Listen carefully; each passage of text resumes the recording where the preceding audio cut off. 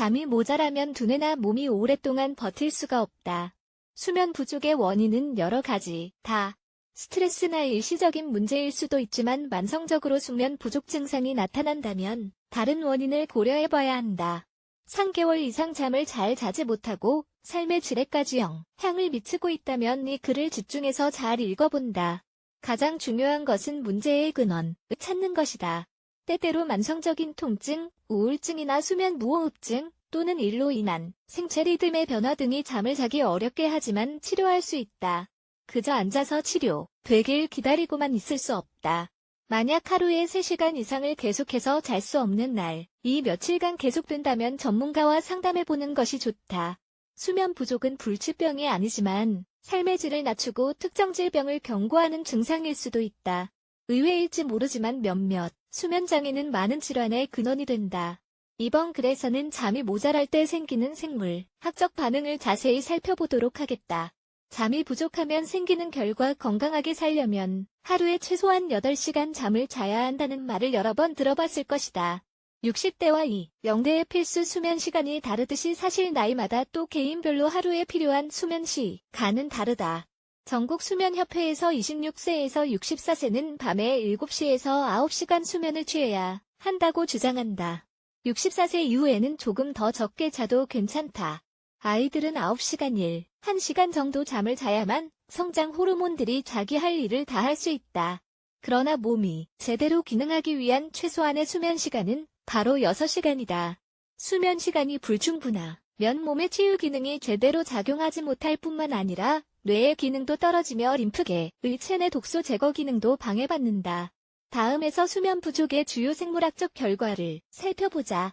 잠이 부족할 때 생기는 생물학적 결과 5가지. 1. 장내 세균총의 변화. 이상하게 들릴 수도 있지만 사실이다.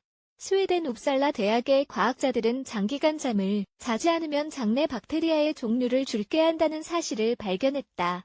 장내 세균총의 질이 떨어지면 대사 건강에 큰 영향을 미치며 다음과 같은 영향들도 있다. 인슐린 저항, 성증가 체중 증가 면역체계 약화 영양 흡수 저하. 2.